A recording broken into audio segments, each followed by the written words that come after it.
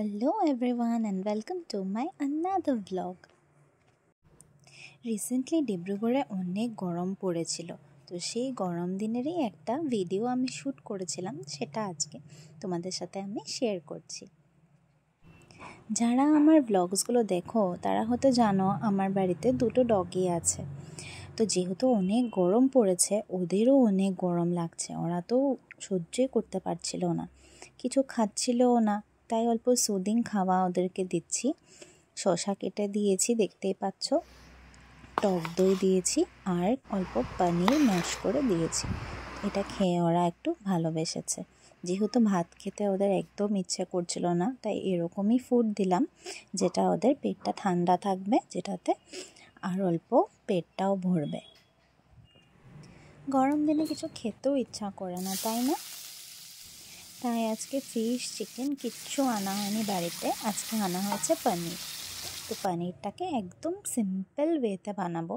পনিরের তো এমনি অনেক রেসিপিস হয় ভালো ভালো, কিন্তু আজকে আমি সিম্পল করেই বানাবো আলু দিয়ে, যেটা আমাদের বাড়িতে নর্মালি রান্না করা হয়, অনেকের বাড়িতেই রান্না করা হয়।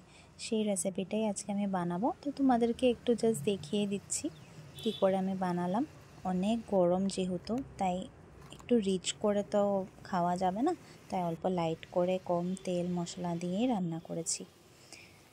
একটু আলু কেটে নিয়েছি, অল্প টমেটো দিয়েছি, আর গুঁড়ো মশলা দিয়েছি, কাঁচা লঙ্কা, আদা বাটা আর গরম মশলা দিয়ে সাঁতলিয়ে নিয়ে তারপরে ভালো করে নুন টুন দিয়ে ওটার মধ্যে পনির কিউবসগুলো ছেড়ে দিয়েছি। খালি এক্সট্রা ইনগ্রেডিয়েন্ট বলতে অল্প টক দই এতে মিশিয়েছি আমি, তাছাড়া কিছুই দিইনি।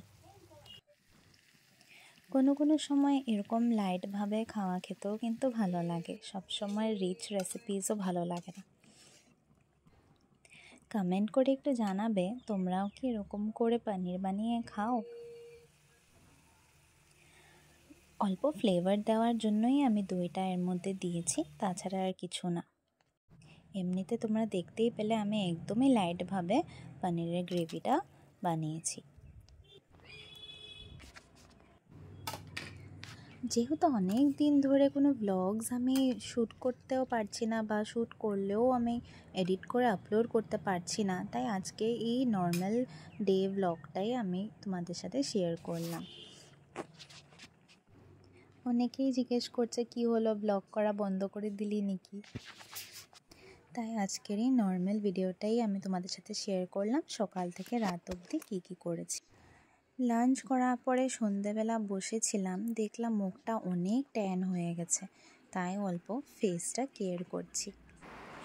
এত গরমে রোদ্রে বের হয়ে হয়ে পুরো স্কিনের অবস্থা নেই, পুরো কালো হয়ে গেছি, তাই অল্প ঘরেই ফেসিয়াল করছি। আমি বাড়িতেই এরকম করে ফেসিয়াল করে নিই, কিছু প্রোডাক্টস এনে রাখি। তোমরা দেখতেই পাচ্ছ মামাআর্থের প্রোডাক্ট ইউজ করছি। তো বাড়িতেই আমি এরকম স্ক্রাব, তারপর ফেস প্যাক, এসব কিছু কিছু জিনিস এনে রাখি। যেহেতু সবসময় পার্লার যাওয়াটা পসিবল হয় না, তাই বাড়িতেই এভাবে স্কিন কেয়ার করি। কেউ যদি কিছু জানতে চাও বাড়িতে ফেসিয়াল করার ব্যাপারে, বা কিছু যদি তোমাদের জানার আছে, তাহলে কমেন্টে প্লিজ জানাবে। বলতে বলতে একটা কথা মনে পড়লো, সামনে তো পুজো এসেই পড়েছে, তো তোমরাও কি করে নিজের কেয়ার করছো একটু জানাবে আমাকে। কারণ আমরা মেয়েরা পুজোর জন্য গোটা বছর অপেক্ষায় থাকি, আর পুজো আসলেই খুব একটা এক্সাইটমেন্ট এসে পড়ে, কীভাবে সাজবো, কী ড্রেস পরবো, কী করব, জুয়েলারিস কী নেব, এসব আমরা খুব ফুর্তি পাই এসব জিনিস কেনাকাটা করতে। তো তোমরা কারা কারা পুজোর বাজার টাজার করেছো, কোথা থেকে কেনাকাটা করেছো, একটু প্লিজ জানাবে আমাকে, একটু প্লিজ শেয়ার করবে আমার সাথে।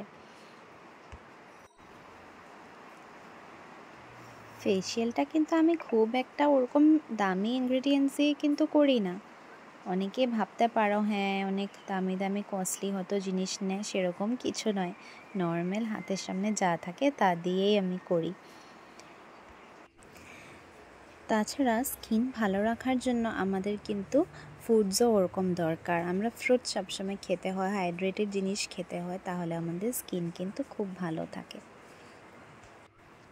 আরেকটা কথা বলে দিই, এই ফেশিয়ালটা যেটা আমি করছি, ফেশিয়াল বা স্কিন কেয়ার যেটাই বলো তোমরা, সেটা কিন্তু কমপ্লিটলি আমার নিজের চয়েসে। তোমরা আবার কিছু মনে করো না বা কেউ বলো না যে তুমি কি কোনো বিউটিশিয়ান নাকি এরকমভাবে ফেশিয়াল করছো, কারণ অনেকেই জাজ করে থাকে এরকম কিছু ভিডিও দিলে। আমি কিন্তু কাউকে কপি বা কাউকে কিছু ইনসাল্ট করার জন্য কোনো কিছু করছি না। আমি জাস্ট নিজেই যেটা আমার স্কিন কেয়ার করি, যতটুকু নিজে করি সেটাই করছি। এবার তোমরা ভিডিওটাতে দেখতে পাচ্ছ আমি যেই শসাটা চোখে লাগালাম অমনি হানি কিন্তু সাইড দিয়ে লুকিয়ে লুকিয়ে দেখলো, কারণ ওর শসা খুব প্রিয়, তাই আমি ওকে একটু লোভও দিলাম। এবার দেখো কি করলো, দেখো মুখটা শসা চোর, শসা চোর দেখলে কি করলো। এবার আরেকটা কিউবসও আমি মিষ্টিকে দিয়ে দিলাম। তো চলো, এভাবেই আমার ভিডিওটা অলমোস্ট এন্ডে এসে পড়লো। আমার ফেশিয়াল করাও শেষ, এবার মুখটাকে আমি ধুয়ে নিব। এরপর আবার একটা এক্সাইটিং ব্লগ নিয়ে নিশ্চয়ই তোমাদের সাথে দেখা করতে আসবো। Till then stay tuned, bye bye and take care. সবাই ভালো থাকবে, টাটা।